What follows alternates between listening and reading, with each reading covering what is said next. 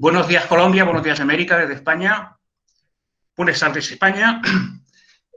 La tecnología nos permite hacer algo que hace poco tiempo era totalmente impensable, de manera que ha sido un beneficio, algo positivo que se ha derivado de esta pandemia, porque no todo tiene que ser negativo, ¿no? Agradezco a Hostelea y también a Tourism Innovation Consulting y a la Universidad Jorge Tadeo Lozano de Bogotá esa invitación para compartir con todos vosotros, todos ustedes, pues nuestros avances en cómo recuperar el turismo, que es un tema que en este momento, como veremos en pocos minutos, pues es muy crítico en España y también en otros lugares, y que cualquier cosa que nos haga pensar y nos haga avanzar, pues me parece que es más que bienvenido. En principio, consistirá en una presentación de entre 40 y 50 minutos, donde iré desgranando pues, lo que puede ayudarnos a pensar. Y luego daremos paso a un turno de preguntas con la finalidad pues, de que a cada uno y cada una se haya ido tomando notas y pueda poner encima de la mesa o encima de todo lo que estamos haciendo, pues sus dudas y sus inquietudes sobre cómo llevar esto a cabo. De manera que, repito, buenas tardes a todos, buenos días, y voy a activar la presentación, si sé cómo hacerlo, que espero que sí.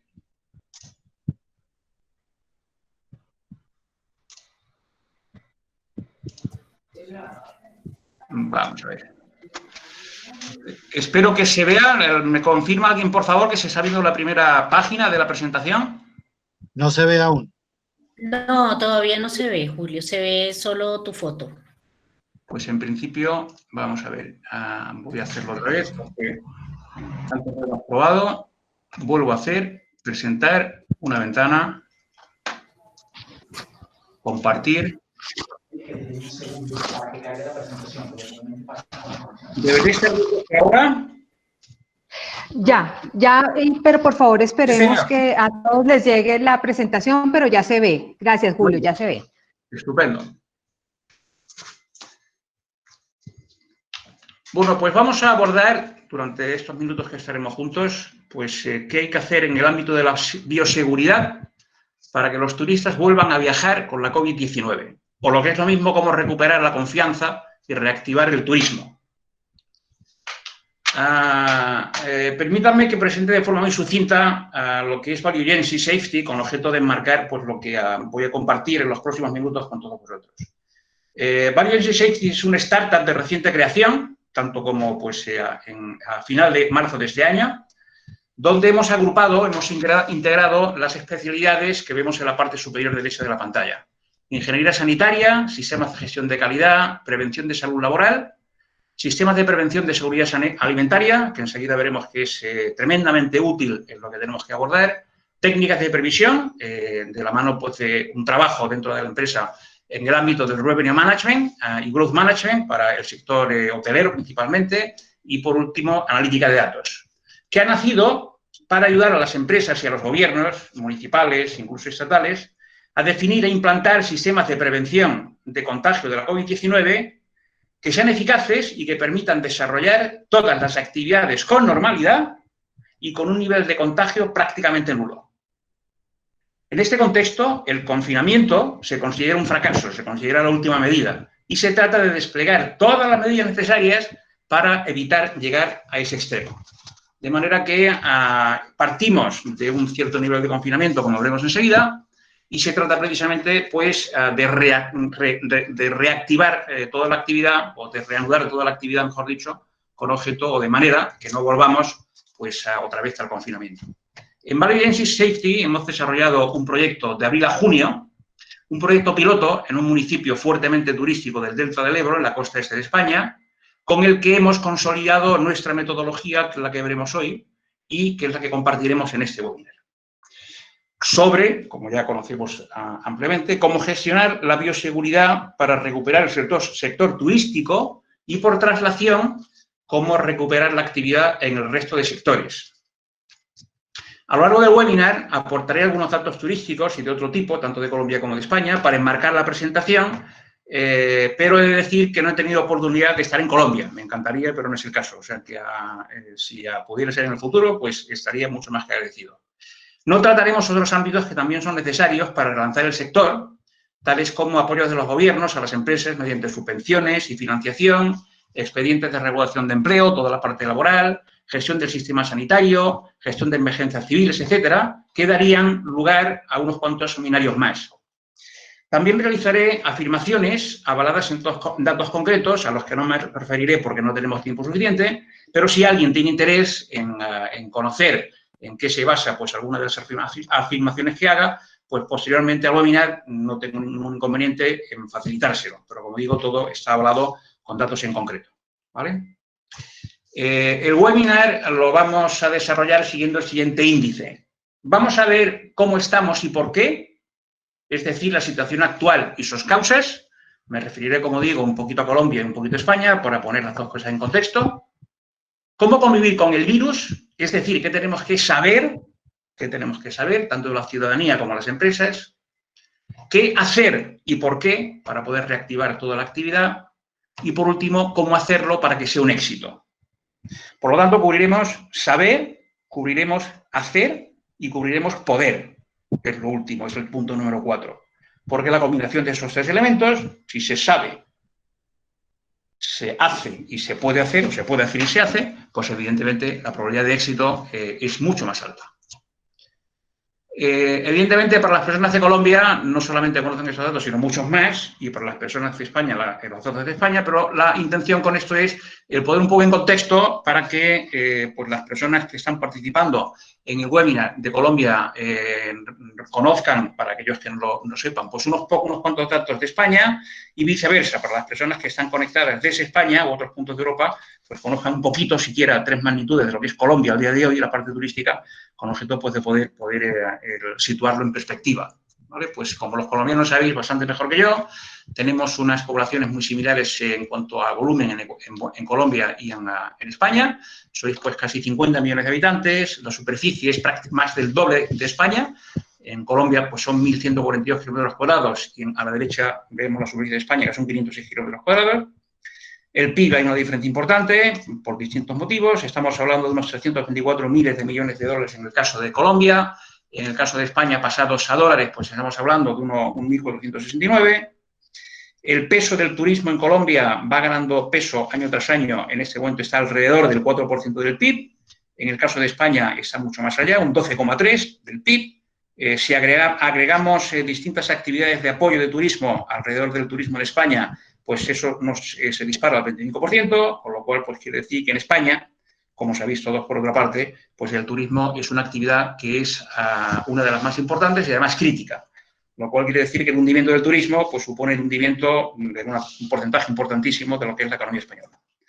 Visitantes extranjeros, 4,5 millones en el caso de Colombia, 83,7 millones en el caso de España. Cifra que es el fruto de un trabajo de muchísimas personas en los últimos 30, 40, 50 años. Ocupación hotelera en el caso de Colombia alrededor de 58, con una estacionalidad que va pues de 51% en el mes de menos ocupación al 63%. En España hemos avanzado un poquito más como fruto de estar llevando más años explotando el turismo.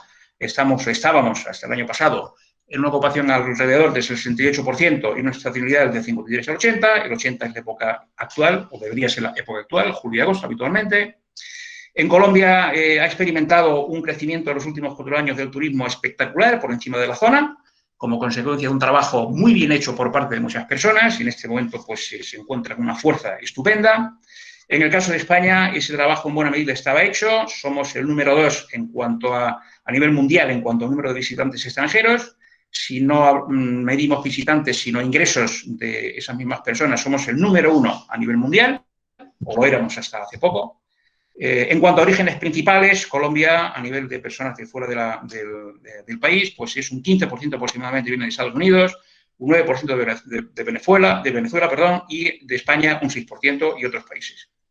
En España, el 47% de las personas que hacen turismo vienen del exterior, o sea que es prácticamente la mitad, y dentro de ese 47%, pues un 25% viene del Reino Unido, con lo cual las noticias de que nos han cerrado las fronteras, pues es una noticia bastante negativa, bastante triste.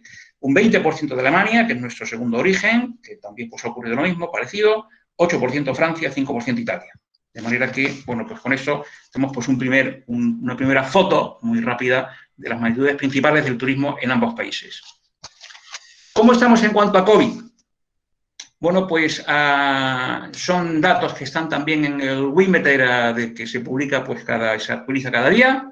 España estamos en el quinto puesto peor de todo el mundo, de unos 200 países que hay en el mundo, pues el quinto puesto peor lo detenta España si se mide por número de fallecidos oficiales. Si contamos el número de fallecidos, una estimación que hay de reales, pues hay una serie de circunstancias que no vienen al caso que llevan a la conclusión de que el número de fallecidos reales es superior a los 28.000 que se declara oficialmente, estaríamos más cerca de los 40.000, pues este quinto puesto nos sitúa al primer o segundo puesto del mundo. Colombia está en un puesto mucho menos severo, está en el puesto 32. En cuanto a contagiados, pues estamos parecidos. Recordemos que las poblaciones de ambos países son parecidas. 320.000 contagiados en el caso de España, 250.000 aproximadamente contagiados en el caso de Colombia, 40.000 fallecidos, como he dicho antes, en el caso de España, un efecto muy severo, muy triste. No llega a 10.000 en el caso de Colombia, esperemos que no suba más. En España hemos estado confinados del 14 de marzo al 21 de junio. En el caso de Colombia están las entradas cerradas al país, como bien saben los que son de allí.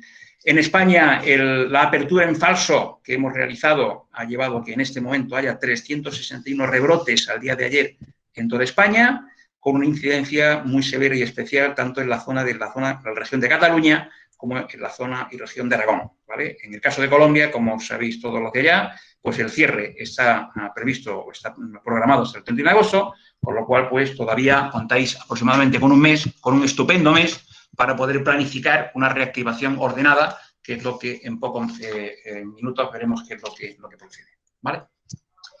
Muy bien, pues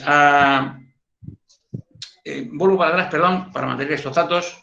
¿Qué ha pasado en España? Pues en España lo que ha ocurrido es que el día 21 de junio comienza el desconfinamiento y en ese momento, días atrás y a partir de esa fecha, se ponen en marcha numerosos planes de contingencia.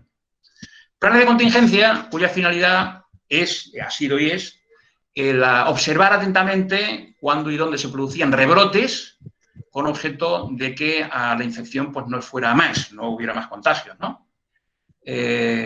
Por otra parte, en el sector hotelero, de la mano del Instituto para la Calidad Turística Española y también con el apoyo de la Secretaría de Estado de Turismo, confeccionaron durante el mes de mayo una serie de recomendaciones para minimizar el riesgo de contagio que, por ser tan genéricas, en este momento, desde el punto de vista de prevención o evitación, mejor dicho, del contagio de COVID-19, pues se han mostrado, desde mi punto de vista, bastante inútiles y suficientes, ¿vale? Además de que se ha conseguido pues, una escasa implantación. Eso quiere decir que a nivel del sector turístico pues, ha habido establecimientos que han tenido interés en poner en marcha muchas medidas, lo cual es muy, muy positivo, pero la mayor parte, por la información de la que dispongo, no han llevado a cabo estas recomendaciones. Se han hecho campañas de comunicación que yo las calificaría de vendiendo humo, diciendo que somos seguros, sobre todo durante el periodo de confinamiento, que a la vista de lo que ha ocurrido con los 361 rebrotes, pues ya se ha visto cómo en la práctica, por el resultado, pues efectivamente se ha vendido humo y, consecuentemente, hemos despertado una expectativa en todos nuestros clientes en el sector turístico que ahora se ha visto quebrada y, consecuentemente, pues esa expectativa y ese quebramiento ha hecho que en este momento pues la repercusión sea más grave si hubiéramos dicho las cosas desde el principio, desde mi punto de vista, no son, ¿vale? Ha habido recomendaciones titubeantes a la población, siguiendo pues, en unos momentos determinados las recomendaciones de la OMS, de la Organización Mundial de la Salud, en otros momentos no, y esas recomendaciones titubeantes pues, ha hecho que parte de la población, una mayor parte, haya seguido según qué tipo de recomendaciones, de las que hablaremos en un ratito.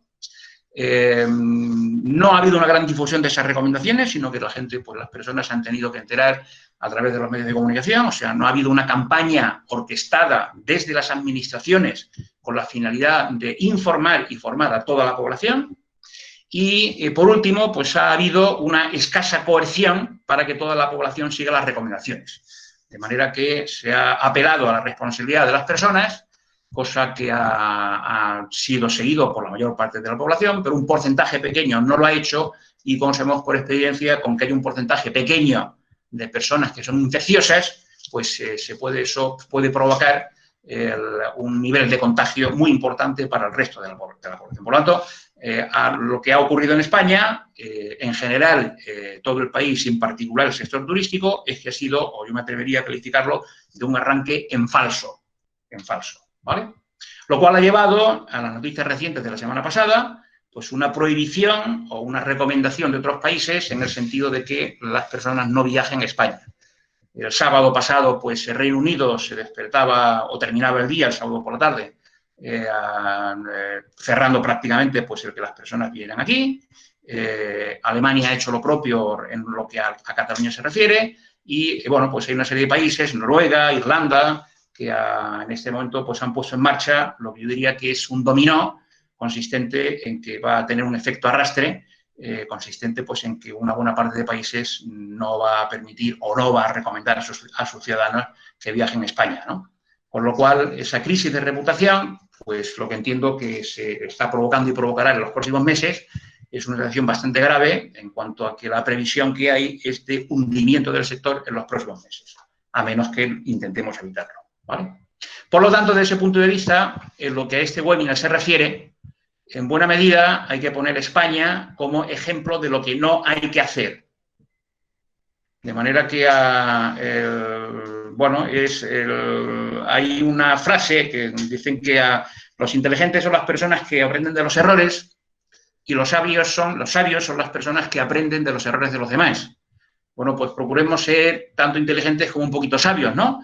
Pues conocer en qué se ha fallado, qué se ha hecho mal, intentar reflexionar, intentar aprender de esos fallos, intentar aplicarlo o trasladarlo a lo que es nuestra situación con objeto pues, de no caer en los mismos errores, ¿no?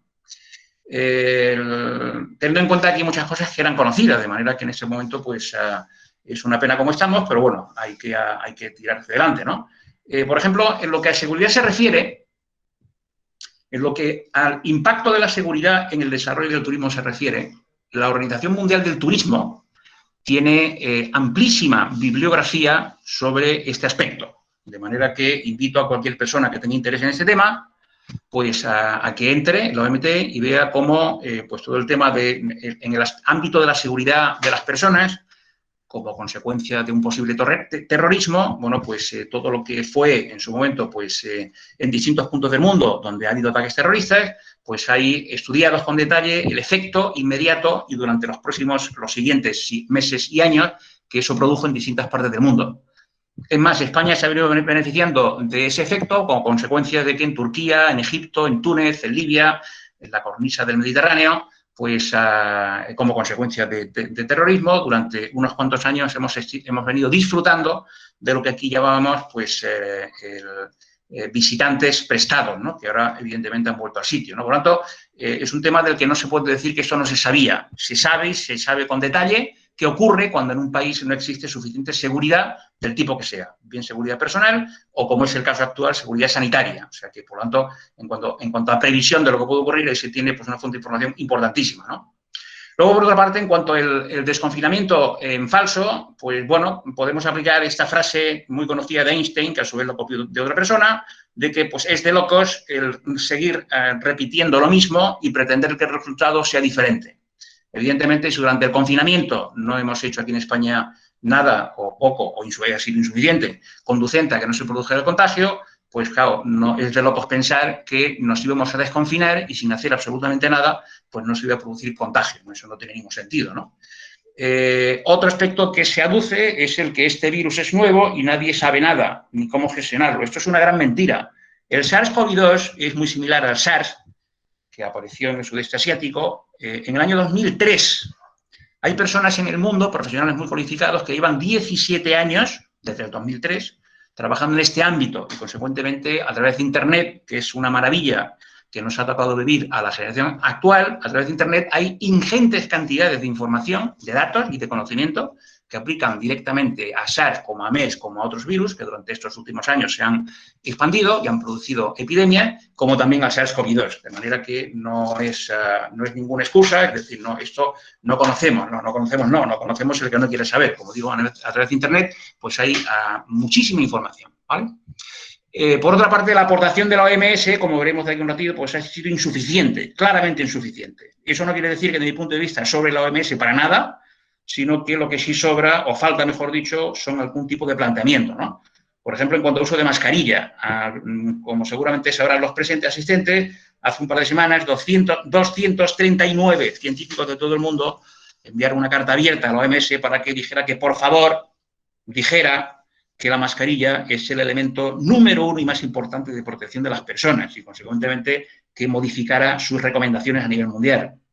Por otra parte, la aportación de los CDCs, tanto el americano como el europeo, como el español, etcétera, pues ha sido claramente también insuficiente. En el caso concreto de España, pues la recomendación de que la población use una mascarilla higiénica, de la que hablaremos en un momentito, pues es claramente insuficiente. Con lo cual, pues, desde ese punto de vista, pues no ha sido útil, ¿no? Bueno, pues ¿qué ha faltado? ¿Qué ha faltado durante todo este tiempo? No hablo ya desde después del confinamiento, sino que ha faltado desde marzo o desde febrero, cuando empieza todo eso a ponerse en marcha, que ha faltado para que ahora, con el desconfinamiento, o cuando se desconfine Colombia, qué es lo que conviene aplicar para que esto pues funcione, ¿no? ¿Qué es lo que ha ocurrido? Bueno, pues en primer lugar, lo que ha faltado es estudiar a fondo cómo funciona este virus, determinar cómo nos protegemos de él y mejorar los medios de protección en las empresas y en los lugares públicos, reforzando los procesos y formar a toda la población para que luche eficazmente y viva con tranquilidad.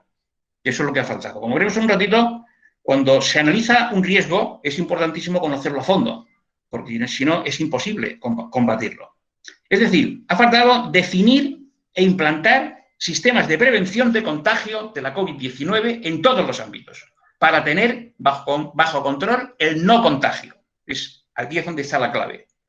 Esto ha provocado un arranque fallido de toda la actividad social y económica, en el caso de España, incluyendo el turismo, que es de una importancia capital para nosotros. Hemos conseguido que la potencia mundial de turismo se vea pues como un destino prácticamente apestado, lo cual para los del sector es una vergüenza terrible y además pues es más cosas, ¿no? Puesto que esto no lo hemos conseguido nosotros solos, sino que en buena medida ha venido impuesto, ¿no? Como consecuencia de una gestión equivocada, ¿no? Esto ha provocado un arranque fallido de toda la actividad y en España, como decía antes, pues los gobiernos han desplegado planes de contingencia para actuar y controlar los rebrotes, con objeto de que no se saturara o no se sature el sistema sanitario, que es necesario, pero esto es insuficiente. Se han activado también planes de emergencia para garantizar los servicios esenciales, de tal manera que los distintos gobiernos, tanto el central de Madrid como los que hay en las distintas regiones, pues son las dos cosas que tienen en marcha, planes de contingencia y planes de emergencia. Claro, no se ha incorporado la función de prevención, planes de prevención, que actúa mucho antes que los rebrotes, porque lo que pretende y persigue el plan de prevención es trabajar para evitar el contagio. Evidentemente, si evitamos el contagio, eso evita el rebrote y eso evita que, según qué servicios de emergencia tengan que utilizarse, y evita, por supuesto, que el sistema sanitario se sature, ¿no? Consecuentemente, pues como digo, pues se va mucho más atrás. ¿Qué hacemos entonces ante esta circunstancia? No hacemos nada y nos dejamos llevar por lo que diga la OMS, la Organización Mundial del Turismo, los gobiernos, la IATA, la Asociación Internacional de Transporte Aéreo, de la que igual hablamos más adelante, etcétera. Esperar a ver qué nos dicen que hagamos. O, por el contrario, cogemos el toro por los cuernos y aceleramos el proceso de recuperación de seguridad sanitaria y de la imagen que damos. ¿Qué hacemos? ¿Nos preparamos para que cuando alguien decida que vamos a abrir o nos preparamos ya para que cuando abramos estemos todos preparados? Pues evidentemente lo segundo, ¿no? ¿Cómo convivir con el virus? ¿Qué tenemos que saber para vivir dominándolo? ¿Se puede hacer vida normal con el virus? Sí, rotundamente sí. ¿Cómo? Aplicando prevención a todos los niveles. ¿Qué significa vida normal en turismo? Porque, claro, ir de vacaciones a un lugar es para descansar y para disfrutar. Imaginemos pues unos padres con unos hijos pequeños, o parejas, o personas solas. En realidad, cuando vas de vacaciones, al día de hoy, dada la riquísima oferta que hay en tantísimos sitios, y en Colombia también, pues claro, es toda una experiencia. En el fondo, es para tener y para retener recuerdos bonitos. De manera que, a lo largo de estos últimos años, en el sector turismo en su conjunto, pues hemos avanzado como sector pasando de conseguir de tener clientes satisfechos a tener clientes encantados.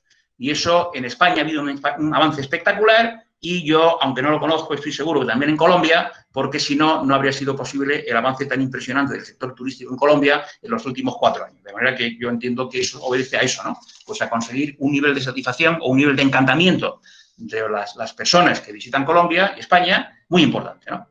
Claro, nos podemos preguntar, ¿qué necesita y qué pide un viajero para salir de su casa, viajar a otro lugar, estar allí un cierto tiempo, por ejemplo, de vacaciones, y volver a casa? Claro, tiene que saber y tener garantía de que podrá hacer el viaje tal y como lo quiere, lo cual implica seguridad tanto física como seguridad sanitaria. No tiene sentido ir a un destino, por muy bonito que sea, y quedarse encerrado en un hotel con la familia. Hay que pensar en todo el recorrido que tiene que hacer el turista, el visitante. Desde su casa, el autobús o taxi o tren que utiliza para ir al aeropuerto, por ejemplo, el viaje en el avión, disfrutar en el destino, en el hotel, restaurantes y bares, visitas culturales, conocer a la gente del lugar, excursiones, actividades, entretenimiento, naturaleza, etcétera. Viaje de vuelta, posiblemente en el avión, y vuelta a casa. Y todo eso con medidas de prevención que hacen que yo, por ejemplo, si voy, no me contagie. Pero no solamente que no me contagie, sino sabiendo qué tengo que hacer para no contagiarme, lo cual me permite estar tranquilo, que es la palabra clave, porque si no esté tranquilo es imposible que me relaje y que descanse. Por lo tanto, el objetivo en turismo, como en cualquier otra actividad, es que las personas podamos convivir con suficiente tranquilidad. Esta aplicación, es evidente que esto no aplica solamente al turismo, sino que aplica a cualquier otra circunstancia de la vida y, consecuentemente, por derivada, si somos capaces de avanzar unos cuantos pasos en cómo se resuelve esto para el turismo, pues también podremos estar tranquilos en otros ámbitos de nuestra vida. Veamos qué es prevención en este contexto.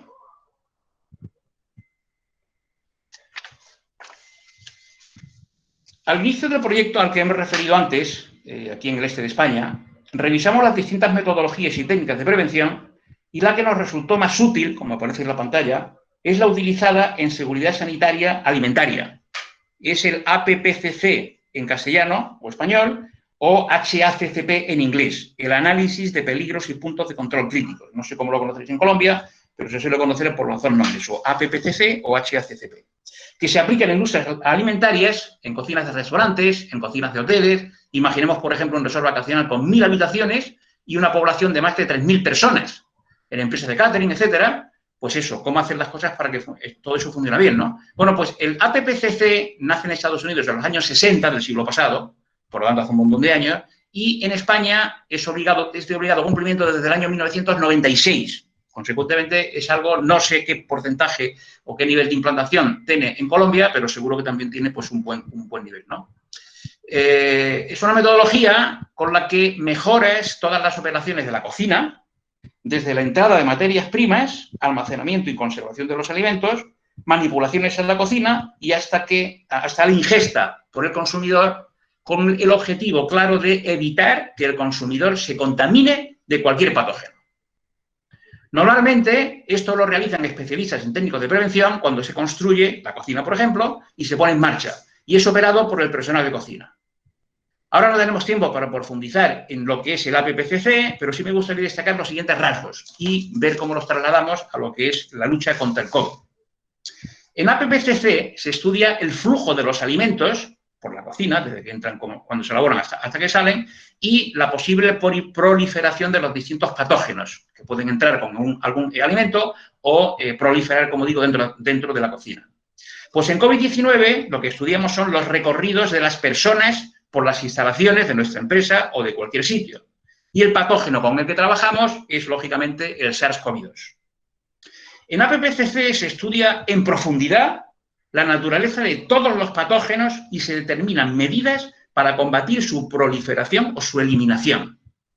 En COVID-19 es esencial conseguir un conocimiento muy profundo del virus, que ya lo hay, para determinar medidas de prevención que sean eficaces. Se tienen en cuenta tanto evidencias científicas como casos reales con sus datos reales, aunque no se disponga de una explicación científica, sino solamente explicaciones plausibles, razonadas y razonables. Por lo tanto, a lo que dice la OMS de que para todo necesita una evidencia científica súper contrastada, pues eso, evidentemente, así es en el ámbito sanitario. pero no es así en el ámbito de prevención. En APPCC, y también aplicado a COVID-19, se analiza la severidad de cada efecto, de cada posible peligro, la severidad, y la probabilidad de que eso ocurra. Se combinan ambos parámetros y se determina la gravedad del peligro y la severidad de las medidas de prevención necesarias. A peligro más grave, más severas tienen que ser las medidas de prevención para eliminarlo. En APPCC, en prevención general, lo importante es que el conjunto de las medidas preventivas minimice el riesgo, porque se compensan entre ellas. En muchas ocasiones, y aquí está la clave, aplicamos medidas por si acaso y no por certeza absoluta. Por ejemplo, si estamos en un edificio, por ejemplo, donde vamos a trabajar, donde vivimos, en un edificio con varias plantas, y cogemos el ascensor, vemos que es, como habitualmente suele ser, pues un lugar cerrado que sin ventilación. Cuando entramos, si hay alguna persona, no pensamos en términos de prevención. Como no hay ninguna persona, me voy a quitar la mascarilla porque no hay ningún peligro. No, esto es totalmente equivocado. Piensas, es posible que hace un rato haya estado una persona en este ascensor. Y es posible que haya ido sin mascarilla. Y es posible que haya estornudado. Consecuentemente, por lo que veremos a continuación, es posible que haya gotículas, gotas pequeñitas con carga vírica en este ascensor. Por lo tanto, no me quito la mascarilla y me protejo. ¿Vale? Como veis, en una circunstancia, la primera y la segunda, la actuación de la persona es totalmente distinta.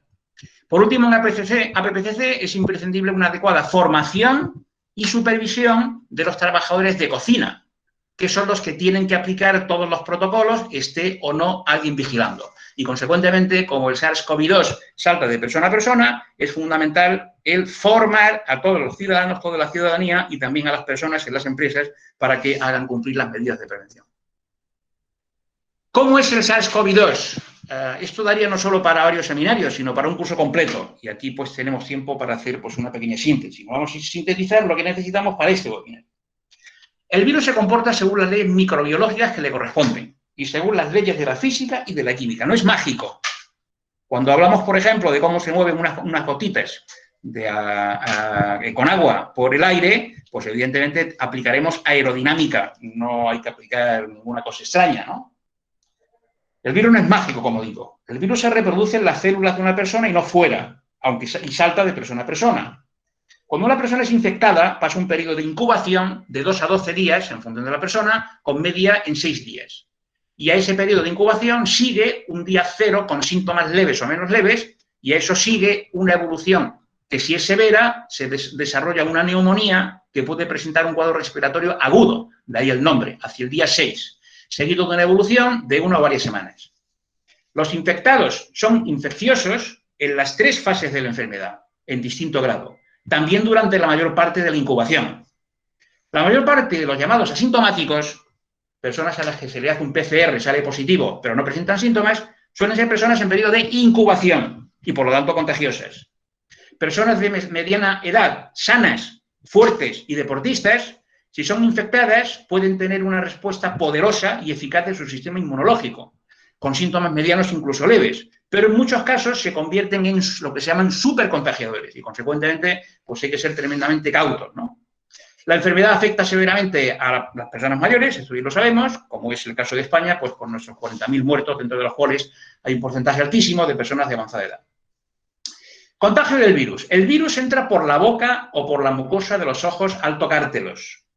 Llega y se aloja en los pulmones, entrando en las células, las engaña, se apodera de ellas y hace que produzcan réplicas del virus sin parar hasta que las revienta y saltan a las otras células. Siempre que una persona estornuda, tose, grita, canta o habla, exhala gotitas pequeñas. Si esta persona está infectada, las gotitas contendrán carga vírica. Estas gotitas de las que estoy hablando fueron descritas por primera vez por Fluke en el año 1890, hace unos pocos años. Las gotas de más de 5 micras caen al suelo por su propio peso, o a lo que encuentran en su trayectoria por su propio peso, como digo.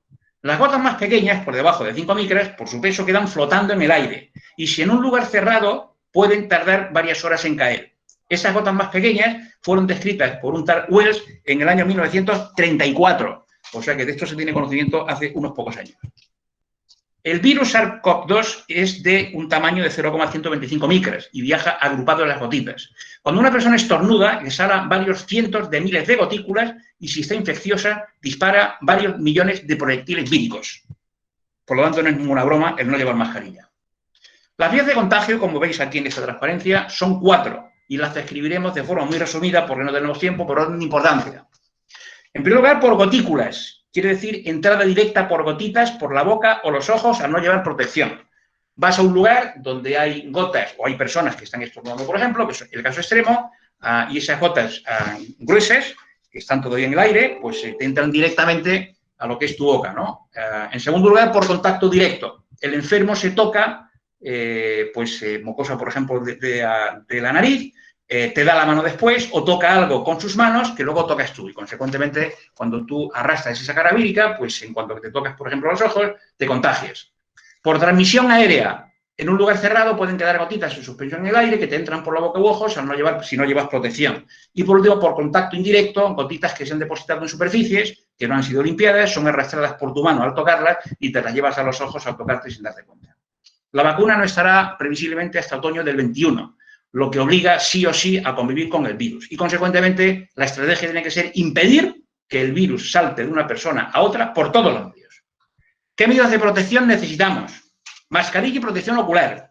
Puede ser una gafa graduada, por supuesto. Mascarilla es suficiente a todo el mundo, en todos los sitios y en todo momento, salvo para comer, beber, dormir y poco más. Con familiares y amigos, mucho más. Evidentemente, a la última persona, a la que una persona que está infectada, infecciosa, pues a la última persona a quien quisieras contagiar, a nadie, pero a la última, pues es a un familiar, a una persona a la que quieres, evidentemente, ¿no? Por lo tanto, la mascarilla higiénica no protege de contagio de virus, la mascarilla quirúrgica no protege de contagio de virus, solamente protegen las mascarillas autofiltrantes o en terminología europea a partir de tipo FFP2 y superiores, en terminología americana N95 y en la coreana y china KN95. Esas son las mascarillas autofiltrantes, son las únicas que que protegen del contagio del virus. En segundo lugar, etiqueta de higiene de tos y estornudos, de manera que sepamos qué pasa con el virus, como acabamos de explicar, y, consecuentemente, si alguien tose o estornuda, aunque no tenga síntomas, pues se tapa inmediatamente. Si no tiene la mascarilla puesta, pues se tapa la boca para no desprender esas gotículas, ¿no? Lavado frecuente y largo de manos durante 20 segundos, por si estás enfermo. Disciplina de tocar solo lo necesario y utilizar, pues, jabón, gel hidroalcohólico cuando no haya jabón a disposición o incluso guantes, con objeto, pues, de proteger tanto a ti como al resto de personas. Mucha prudencia en espacios cerrados y ventilados, de lo que hablaremos también más adelante. Por ejemplo, un ascensor, como lo que hemos comentado, o un bar, por ejemplo, que no tenga renovación de aire. Distancia social siempre que sea posible y contacto con otras personas, pues ser tremendamente prudentes. Observarte con prudencia y al menor síntoma pensar en tu comportamiento de los últimos días y si no te quedas tranquilo porque has tenido algún comportamiento que piensas que ha podido ser de cierto riesgo, pues hacértelo mirar. Para lo cual, pues como sabemos, hay un buen número de test en este momento.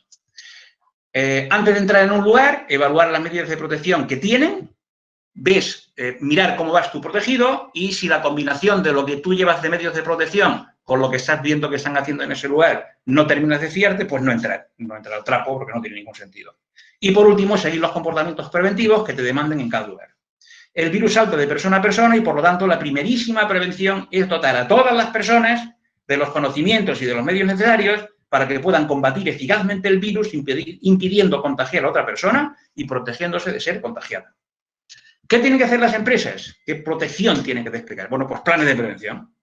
Las empresas deben definir y desplegar planes que complementen las medidas de prevención de las personas, pensando tanto en clientes, en primer lugar, como en trabajadores, como en proveedores, como cualquier persona, pues, que pueda aterrizar por ahí. De manera que se sigan dando los servicios de cada empresa con normalidad, que es donde está la clave. No es necesario, o mejor dicho, se puede, haciendo un buen despliegue de prevención, se puede seguir dando prácticamente todos los servicios con normalidad y con un nivel de contagio, con un porcentaje o una probabilidad de contagio prácticamente nulo. ¿Qué hay que hacer para esto? Para que las empresas desplieguen todos esos planes de prevención.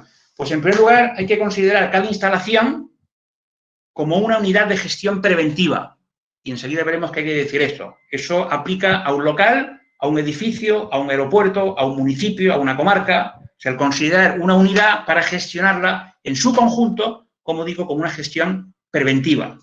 Un hotel, por ejemplo, un restaurante, un bar, una discoteca, un avión, un tren, una atracción, un spa, etcétera, ¿vale? Por tanto, cada unidad hay que verla de manera independiente, hay que gestionar la prevención en esa unidad y verla también como parte o elemento de un conjunto más amplio.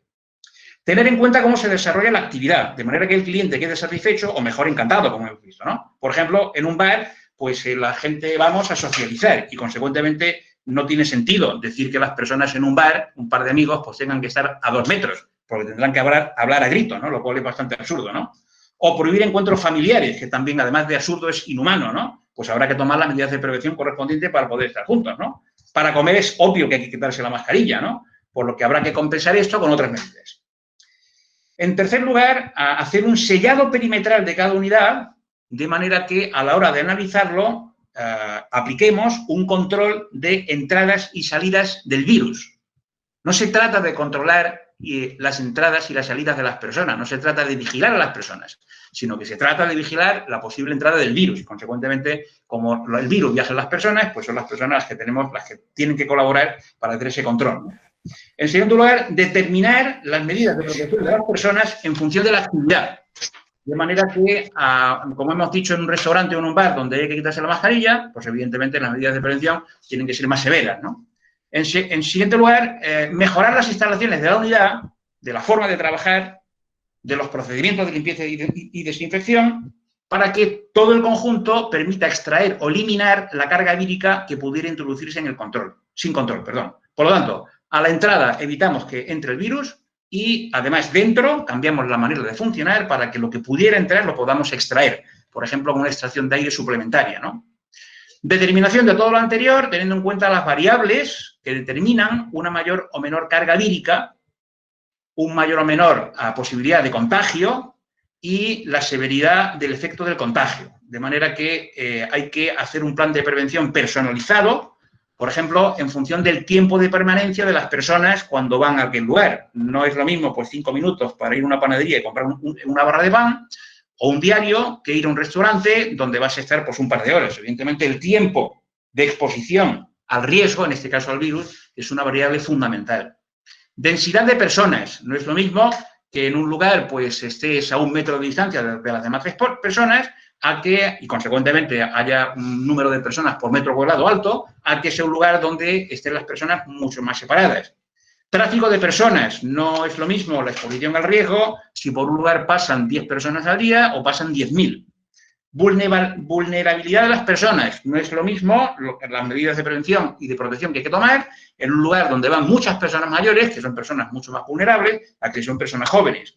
Virulencia de las personas. No es lo mismo personas que, por ejemplo, lleguen a un aeropuerto procedentes de un origen donde hay, pues, un alto nivel de actividad vírica que personas que vengan de un lugar donde haya un control bastante importante. Si las personas tienen que manipular o no objetos en un restaurante, en un restaurante no manipulan nada, que toquen los otros, en un supermercado sí, cuando vas a una tienda de ropa también, etcétera, ¿no? Integración empleados-clientes, de manera que sea posible o no, pues poner pantallas protectoras entre ambos, ¿no? Potencia del sistema de extracción de aire. Si tenemos un sistema que extrae prácticamente todo el aire con una renovación intensísima, como es el caso de los aviones, y además pues están dotados de filtros EPA de alta eficiencia, pues evidentemente allí la posibilidad de contagio pues es prácticamente nula, ¿no? El otro punto, llevar control de los contagios y de las sospechas y reforzar el sistema cuando sea necesario en cada unidad de gestión preventiva. Y por último, tener un plan de contingencia preparado y activarlo de forma inmediata cuando sea necesario. ¿Vale? Bueno, pues hasta aquí cuáles son cómo tienen que protegerse y proteger las empresas. ¿Qué hacer y por qué? Bueno, pues al hilo de lo que estamos comentando, es bastante evidente, se deduce de que lo primero que tenemos que hacer en cualquier sitio, cualquier comarca, cualquier municipio, cualquier ciudad, cualquier país incluso, pues un despliegue masivo de planes de prevención en empresas. Aquí en España, supongo que en Colombia habrá algo análogo, hay una obligatoriedad de cumplir por lo que se llama la Ley de Prevención de Salud Laboral, consistente en que las empresas tienen que velar para que las personas que forman parte de su plantilla pues estén en un ambiente sanitariamente sano, ¿no? bueno, pues y consecuentemente tienen cierto oficio, cierta experiencia en diseñar y tener en operación ese tipo de planes. Una ampliación de eso, esos planes, por otra parte, no suelen incluir lo que es la figura del cliente o las personas que visitan las instalaciones de forma principal, ¿no? Bueno, pues no es ni más ni menos que eso, ampliar ese ámbito de actuación con la finalidad de que también se incluyan el resto de personas. Y, consecuentemente, el definir planes de prevención específicos para evitar el contagio entre personas de manera masiva, de modo que, por ejemplo, en un pueblo, pues prácticamente todas las empresas, o al revés, ¿no? Si no en pueblo todas las empresas, todos los establecimientos se han dotado de un plan de prevención de contagio de COVID-19 eficaces, pues todo el pueblo, en la parte de empresas, quedará pues protegido y podrá, o se habrá convertido en un destino COVID-safe desde ese punto de vista, ¿vale? Por lo tanto, facilitar, desde el punto de vista de lo que tiene que hacer la administración, pues es el facilitar y obligar a que todas las empresas de un lugar, instituciones, tengan su plan personalizado de prevención. De manera que lo que aquí se propone es que quien no lo tenga o lo incumpla, se cierre, no tenga permiso para seguir su actividad. Y en cambio, quien lo tenga y quien lo opere, que lo tenga, que sea suficiente por otra parte, y que lo tenga en operación, pues el permitirle que continúe con su actividad. Conviene crear y llevar un registro que sea público para que lo consulte todo el mundo por Internet antes de ir. De manera que una persona, a través de su móvil, ante su celular, pues consulte si un establecimiento concreto, en un lugar determinado, pues tiene el plan de prevención aprobado, certificado y en marcha, y si es así, pues ya sabe o sabrá que el riesgo que corre yendo allí pues es mínimo, ¿no? Evidentemente, el siguiente punto es determinar qué medidas básicas de prevención tienen que aplicar toda la ciudadanía. De manera que hay que difundirlo con mensajes cortos y entendibles a través de todos los medios, de manera que todas las personas pues vayan protegidas, como hemos comentado antes, con su mascarilla de suficiente nivel de protección, protector ocular, normas de higiene, etcétera. De manera que eso sea, como digo, de obligado cumplimiento, tanto en lugares públicos como en lugares cerrados, mucho más si los lugares cerrados pues no tienen una buena ventilación, y también estando entre familiares, puesto que evidentemente son las últimas personas a las que quisiéramos contagiar, ¿no? Y evidentemente pues desplegar también una gran campaña, como digo, de información, de formación por todos los medios, y bueno, y poniendo multas con objeto pues de que las personas que no lo cumplan, pues se vean obligadas de alguna forma medidas coercitivas para que lo cumplan. En ese sentido, la experiencia en España es que una gran mayoría de las personas a las que se aludiendo a la responsabilidad en cuanto a que llevaran a realizar las medidas de prevención, pues hay una respuesta ciudadana en su mayoría muy positiva. En cambio, ha habido un porcentaje pequeño que no lo ha seguido, sobre todo a nivel de personas jóvenes, entiendo que por falta de información, y eso es lo que ha hecho que eso ha generado un buen número de rebrotes, ¿no? Además del inconveniente grave de que las personas en su mayoría no han llevado ni llevan todavía mascarillas de suficiente protección, como hemos comentado antes. Control de circulación en los puntos de mayor riesgo, aeropuertos, puertos, aglomeraciones, gente con mayor incumplimiento y, evidentemente, donde hay PCRs previos, donde el riesgo sea alto. Es totalmente impensable, si se quiere prevenir el contagio, de que una persona llegue a Colombia o llegue a España, procedente de un país donde el nivel de actividad vírica es alto, pues es impensable que esa persona, o el virus, mejor dicho, que puede traer en su cuerpo, se cuele de forma impune, porque ni en origen ni en destino se le ha hecho una prueba para tener certeza de que aquella persona no esté introduciendo una carga vírica viable importante en el país, ¿no? Como he comentado, la extracción de aire es tremendamente importante, de manera que en los lugares cerrados pues hay que obligar a que se estudie, se revise, se compruebe si se cumple la normativa de cada país. En el caso de España, para lugares públicos es el reglamento de instalaciones térmicas para edificios que no son residenciales, con unos niveles, porque, por ejemplo, hace que la calidad del aire en un hospital o en una guardería sea superior al que tiene que haber pues, en otro tipo de locales, ¿no? Bueno, pues eso, que el plan de prevención de cada lugar contemple un estudio, una revisión de su sistema de extracción de aire, su sistema de climatización, con objeto de garantizar, cuando sea el caso, sea necesario, de que cualquier carga vírica que pueda entrar se extrae debidamente. Observar y establecer causa-efecto en contagios y en rebrotes. Esto es tremendamente importante y también se está haciendo poco. Hay que observar las actividades tal y conforme se realizan. Cuando se produce un rebrote o cuando se produce un cierto contagio, hay que tirar de toda la información que se ha ido acumulando, con objeto de identificar las causas concretas que han producido aquel contagio, con objeto de aprender de aquello y aplicar las soluciones adecuadas, ¿vale? Evidentemente hay que reforzar con más medios donde el riesgo sea mayor. No tiene sentido hacer la avestruz, de manera que si hay pues, una fiesta por parte de gente joven o menos joven sin ningún tipo de control, pues lo que no puede ser es que la policía no aparezca, ¿no? Diga, no, como hay problema, pues yo no aparezco, porque evidentemente pues, el contagio allí pues, es bastante evidente, ¿no? Es bastante, pues siguiendo las leyes microbiológicas que sigue el virus, pues se contagiará pues, prácticamente todo el mundo, ¿no? Sobre todo si es un sitio cerrado. Registrar, registrar incidencias, los controles, medir contingencias, reportarlas y establecer límites para poner en cuarentena y clausurar a todos los establecimientos. Es decir, tiene que ser automático en cada establecimiento, cada municipio, cada lugar, siguiendo lo que es la metodología APPTC por otra parte, hay que poner límites, de manera que por encima de ese límite del número de personas contagiadas, pues se modifica el siguiente punto, que es la calificación del estado de cada zona, sea un establecimiento, sea un municipio, sea una comarca, etcétera, ¿no? Hay que agregar los datos de lo que se va midiendo y hay que calificar el estado de prevención y de contingencia de cada barrio, zona, municipio, etcétera. Hay que ver cada sitio en función de lo que tiene, hay que ver la carga vírica que admite, el nivel de protección que se ha desplegado a través de los planes de prevención y calificar si aquella zona puede estar abierta para todo el mundo y sin restricciones, o tiene que estar abierta con cierta restricción para personas o perfiles de algunas procedencias, o tiene que estar cerrada perimetralmente, de manera que no salgan personas de aquella zona hacia el exterior ni viceversa, aunque no confinadas, o tiene que estar finalmente confinada, que son distintos grados de severidad en cuanto a la calificación de la gestión de la prevención.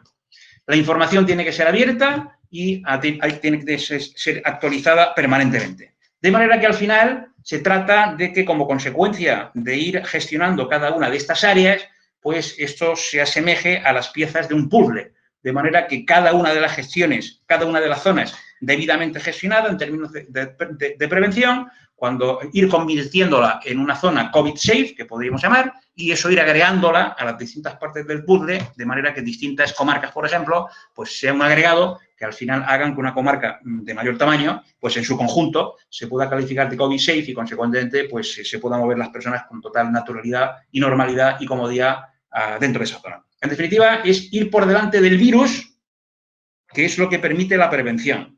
Cuando se lucha con medidas eficaces y se evita un porcentaje altísimo de contagio, lo que se hace es ir por delante del virus. Antes de que aquello vaya más, lo paras, lo cortas. En cambio, cuando no aplicas prevención y aplicas planes de contingencia, que como he dicho al principio, es cuando se produce algún rebrote, investigarlo para ver qué ha pasado e intentar pararlo, entonces se está haciendo por detrás del virus.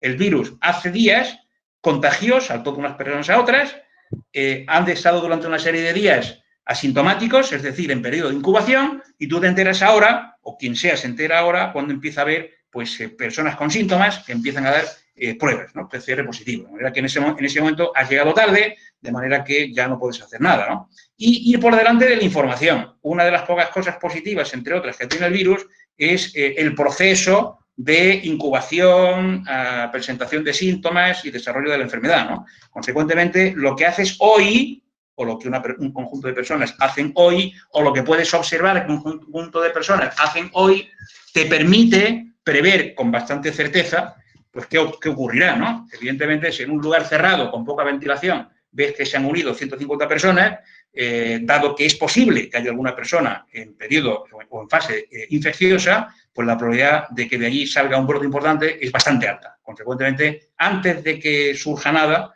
pues si hay una alta sospecha de que eso se ha ocurrido, pues aplica PCR porque estará cantado, ¿vale? Vale, por último, para terminar, que me estoy alargando un poquito más de la cuenta, ¿cómo hacerlo para que funcione? O sea, ¿qué cosas tenemos que poner en marcha? Y sobre todo, y esta última parte, pues nuestra pretensión es compartir con todos vosotros, todos ustedes, cosas que han ocurrido o hemos hecho en España, las hemos hecho mal y, consecuentemente, es intentar aprender de los errores que hemos cometido aquí y estamos cometiendo y trasladarlo a otras personas, en este caso todos los asistentes, con objeto pues, de poder sacar aprendizaje, ¿no?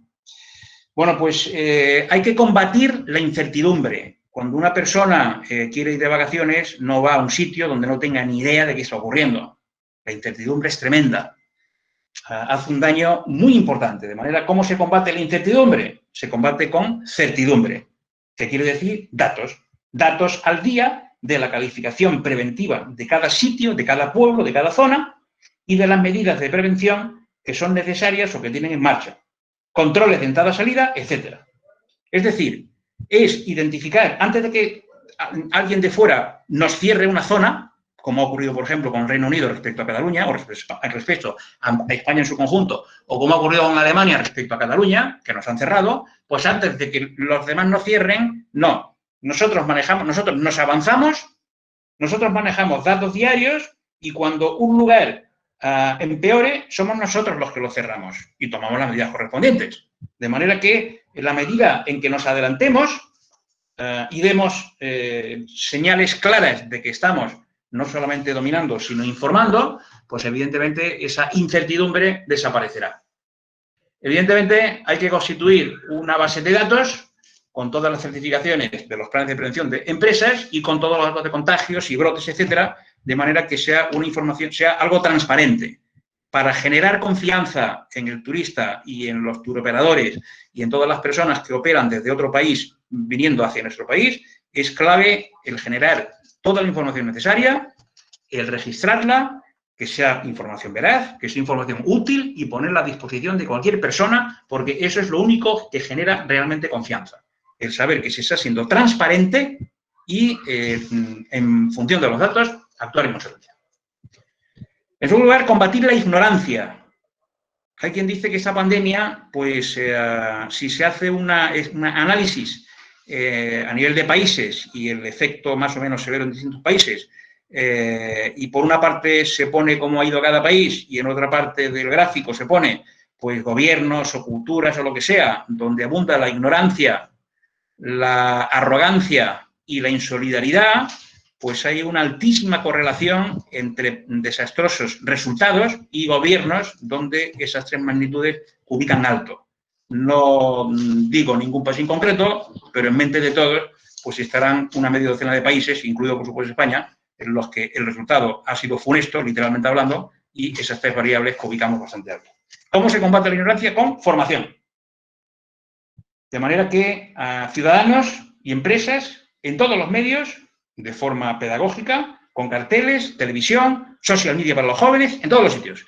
Hay que formar e informar a la ciudadanía y a las empresas, con objeto de saber el peligro que tenemos enfrente y cómo se gestiona.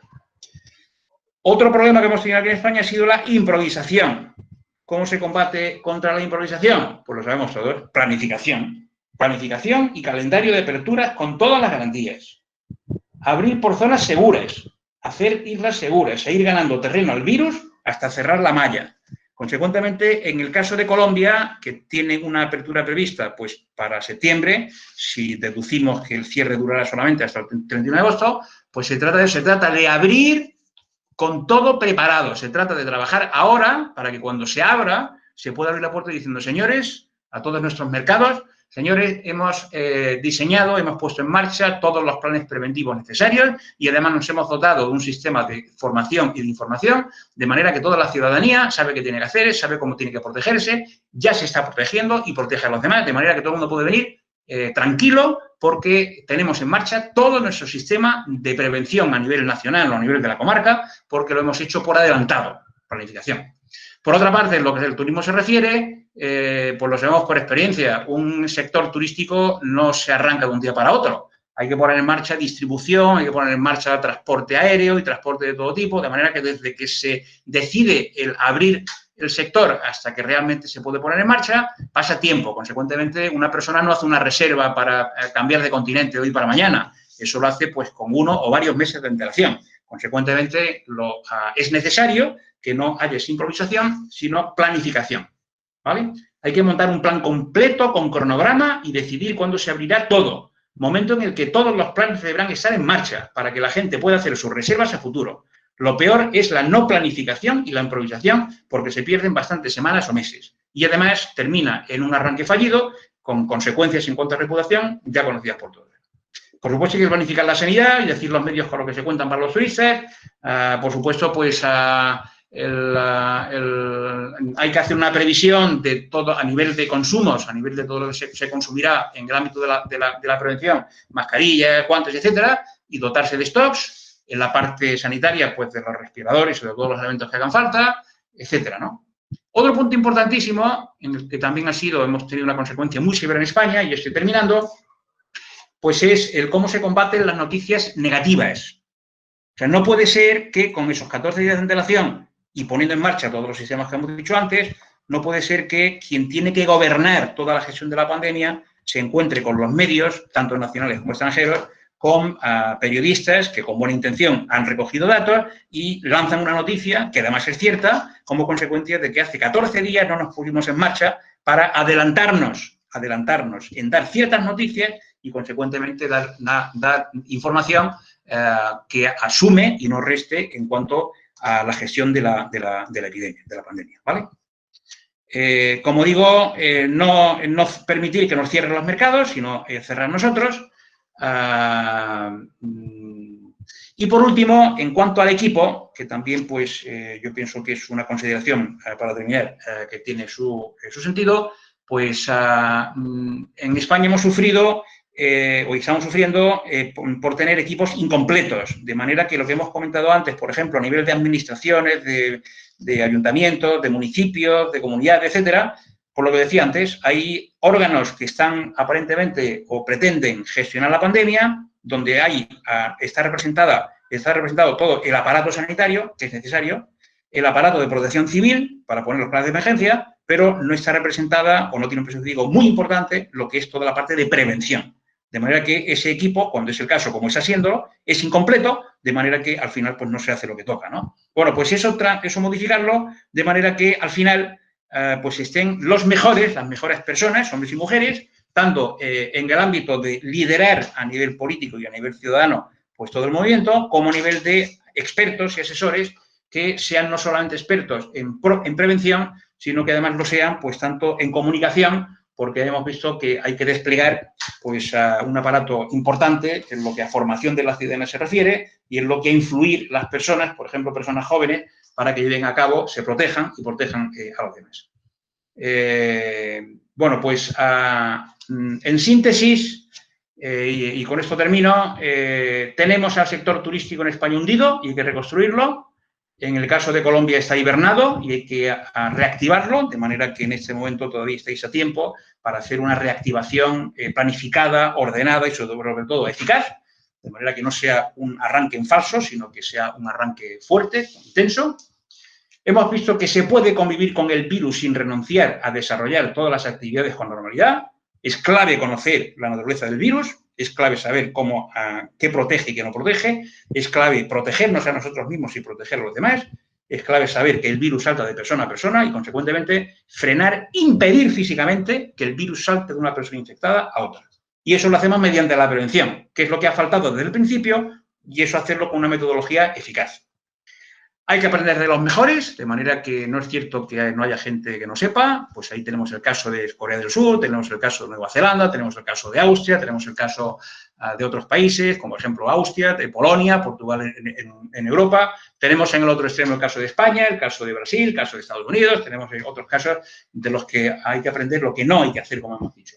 Hay que hacer prevención en las personas, prevención en las empresas y en las actividades. Hay que hacer una gestión transparente con información al alcance de todos, actualizado cada día, para conseguir que todos los sistemas generen que la gente se fíe, generen que las personas desarrollen confianza. Y por último, hacen falta todas las personas somos necesarias para llevar esto a cabo. Cada uno tiene que hacer su parte, facilitar que lo haga y obligar a quien no lo quiera hacer, porque el apelar solamente a la responsabilidad, la práctica demuestra que no es suficiente, poner al mando a los mejores, hay que hacer una buena planificación y una buena y mejor ejecución. Bueno, pues con esto agradezco el tiempo dedicado y la presencia, me he alargado más de la cuenta, pero me parece que el contenido me ha merecido la pena. Evidentemente hay temas que han quedado sin desarrollar, porque, bueno, pues dan para mucho más, pero a partir de este momento estaré encantado en someterme a las preguntas que consideréis convenientes y contestar aquellas que sepa contestar y decir con total humildad a aquella que no sepa, pues decir que no sé cómo es la contestación. Julio, muchísimas gracias, Julio. por la conferencia, por la charla que nos acabas de dar. Creo que nos diste muy interesantes recomendaciones, nos hablaste de tema de prevención, de planificación y lo más importante, que todos tenemos que aportar para que las cosas salgan bien. Hemos estado recibiendo una serie de preguntas, hay varias, sin embargo, vamos a tratar de resumirlas en unas cuantas para que no se alargue mucho el tema. Juan Carlos Henao nos estuvo mandando varias preguntas a lo largo de tu conferencia, pero yo creo que podemos resumir todas sus preguntas en una sola. Uno es que al comienzo de tu charla nos hablaste específicamente del tema de los restaurantes y digamos qué sucede en los restaurantes y los protocolos en los restaurantes. Don Juan Carlos nos dice qué hacer con los hoteles, qué hacer en los museos, qué hacer en el transporte terrestre, ¿qué hacemos los que tenemos contacto directo permanentemente con los turistas? ¿Qué hacer con el turista que no quiere usar mascarilla? ¿Cómo lo manejamos? ¿Qué le decimos? ¿Qué hacemos con el turista que nos llega y está con fiebre? Bueno, a ver, son muchas preguntas que al mismo tiempo daría lugar a otro webinar. Intentaré contestar también de forma sintética, ¿no? Ok.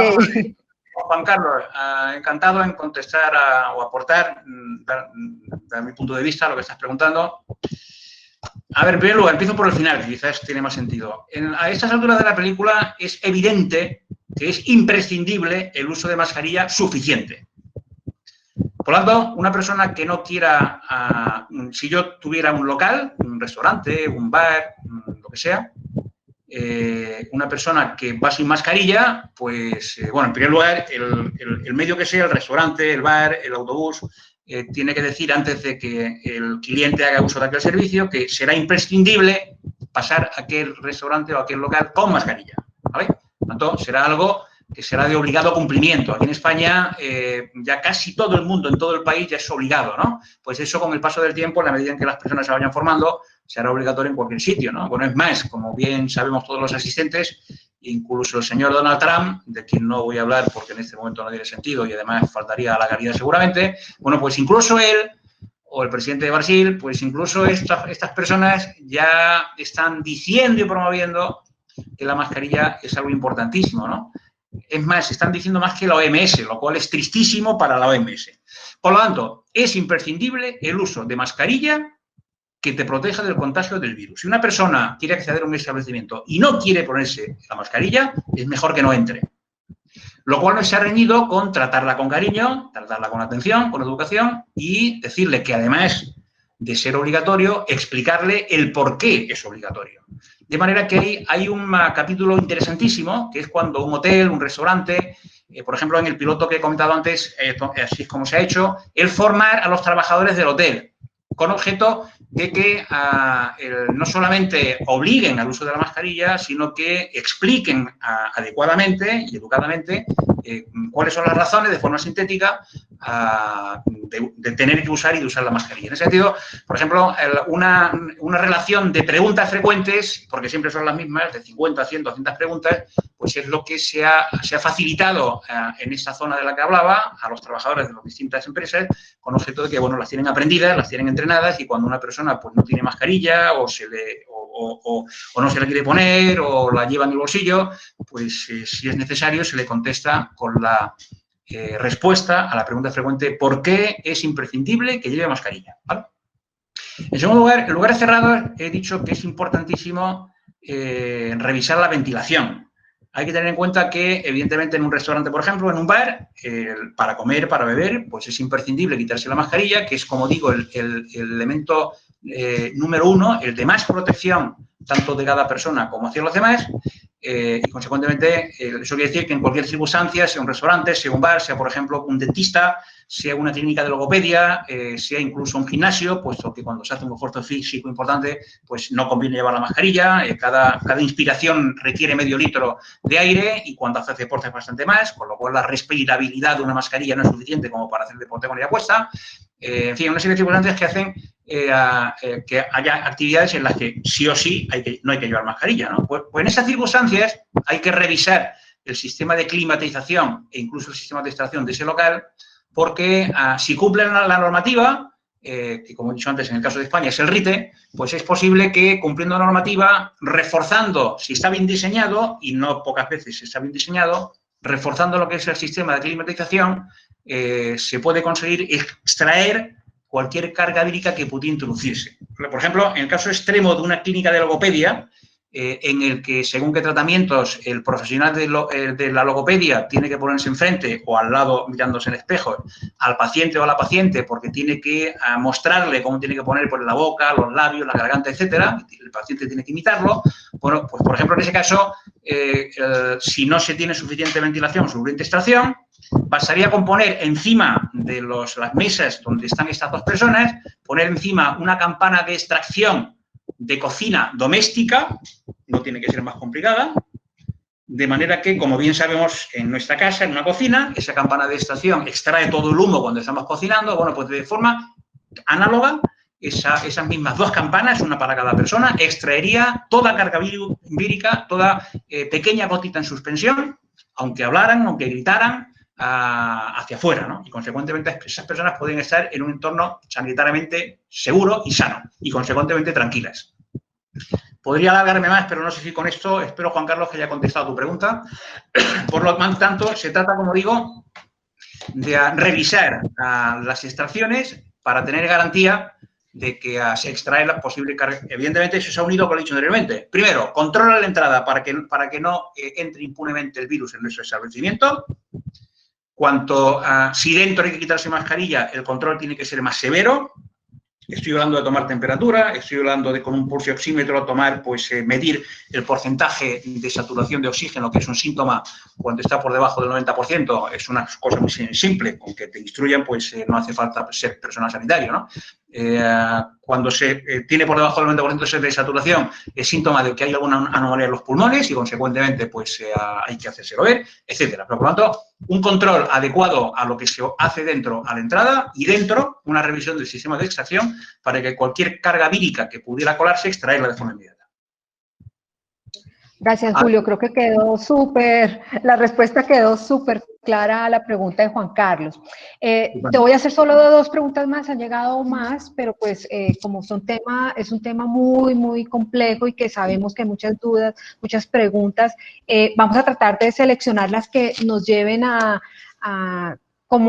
englobar todo lo que nos están preguntando en este momento los participantes. Nos está preguntando Claudia, ¿cuál es tu opinión sobre los sellos de bioseguridad que han salido para el sector turístico?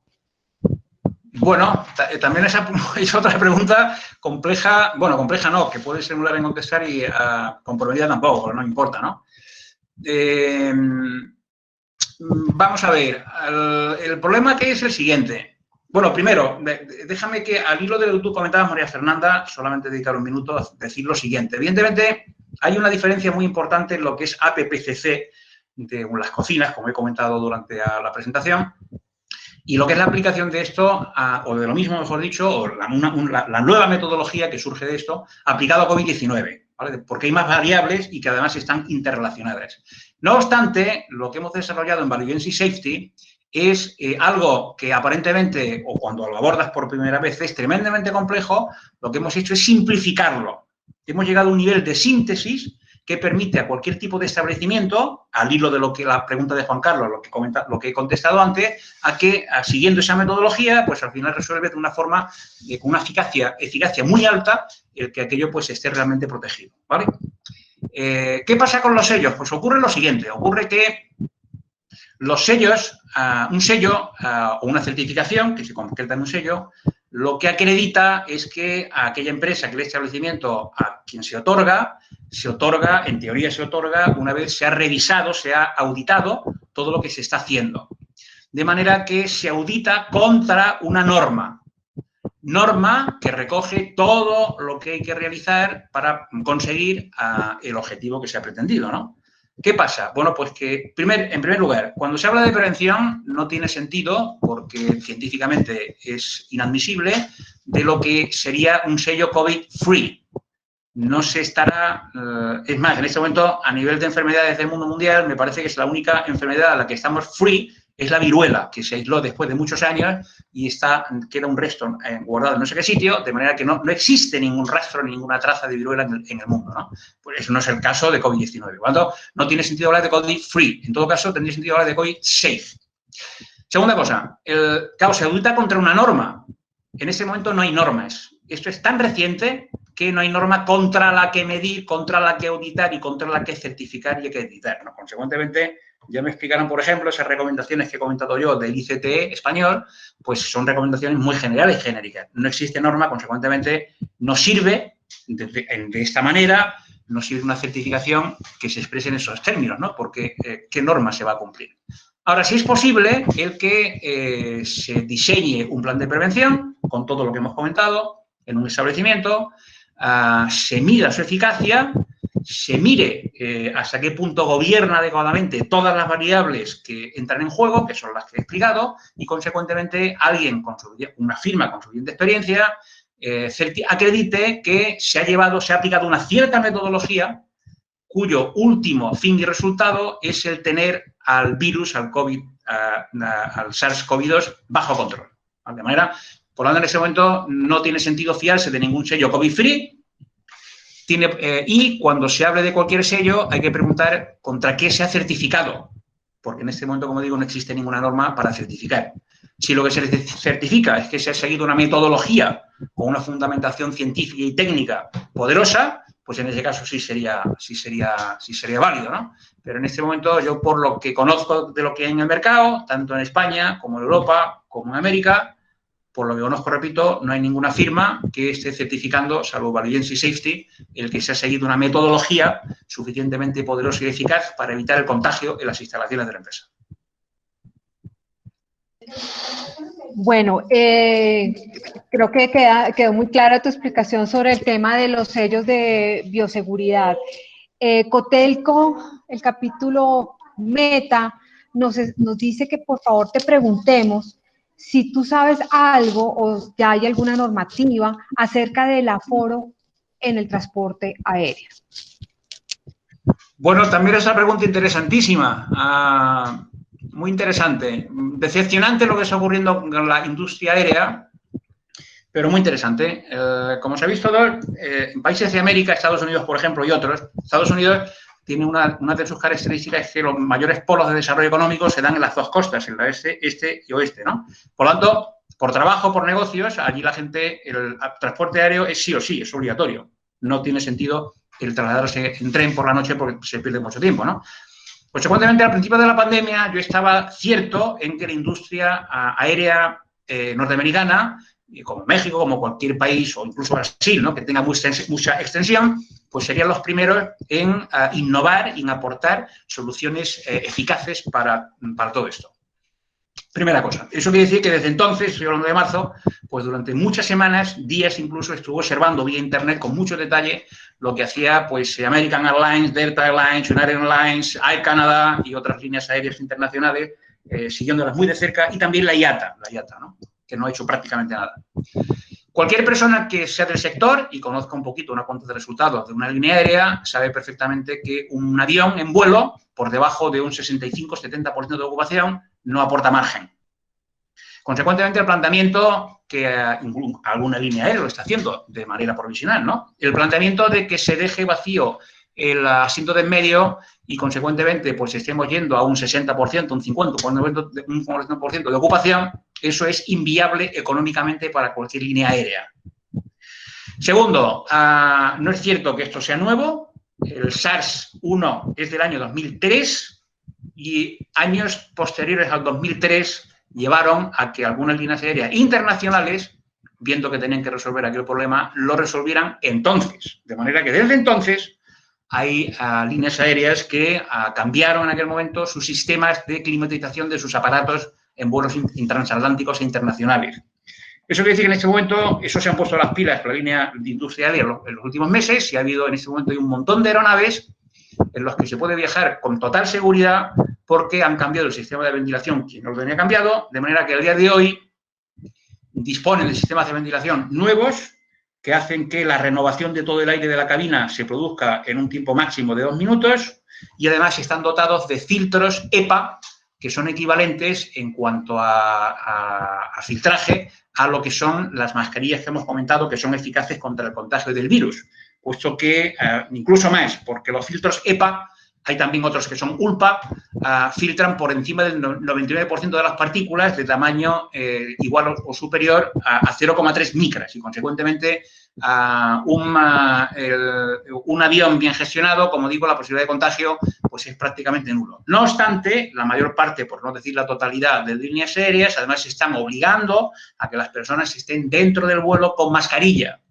De manera que en este momento, como digo, a nivel de línea aérea, si se gestiona adecuadamente, control, evidentemente, antes del acceso a la aeronave en el embarque o incluso antes, para evitar que se nos cuele de forma impune pues cualquier virus, lo cual quiere decir pues que es inteligente, sobre todo en vuelos internacionales, el que haya pruebas PCR antes del embarque, incluso un par de días antes. De manera que en ese momento, como digo, si se adoptan las mínimas o esas medidas de prevención, el vuelo, el transporte aéreo es de una seguridad importante.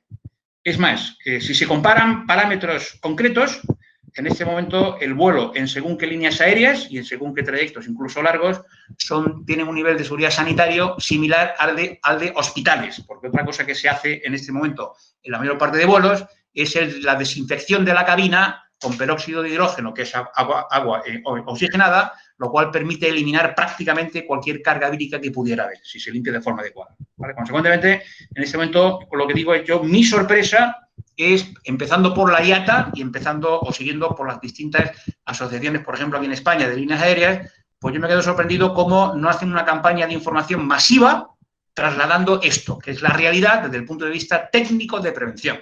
Aquí si aplicamos la microbiología, la física y la química, es de una contundencia total. Consecuentemente, pues en este momento, como digo, tomando las debidas precauciones, el vuelo en avión es bastante seguro.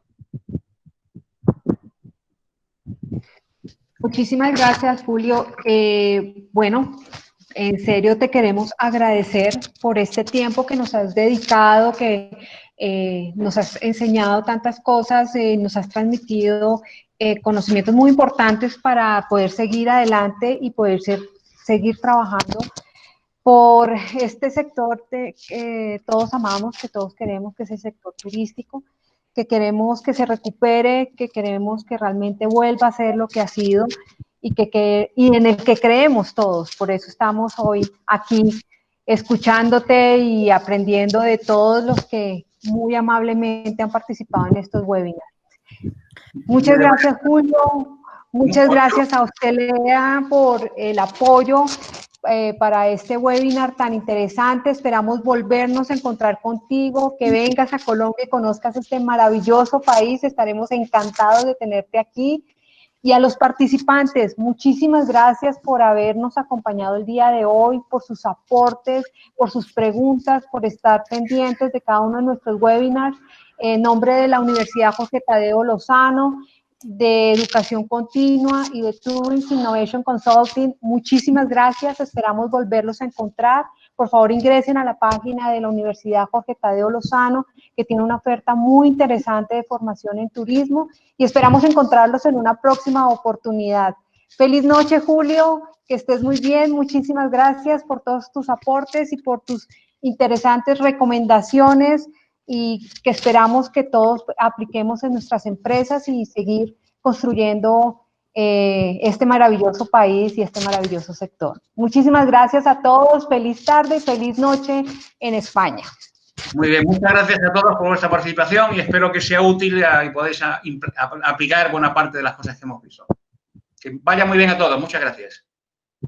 Gracias a ti, feliz noche, hasta luego, Julio.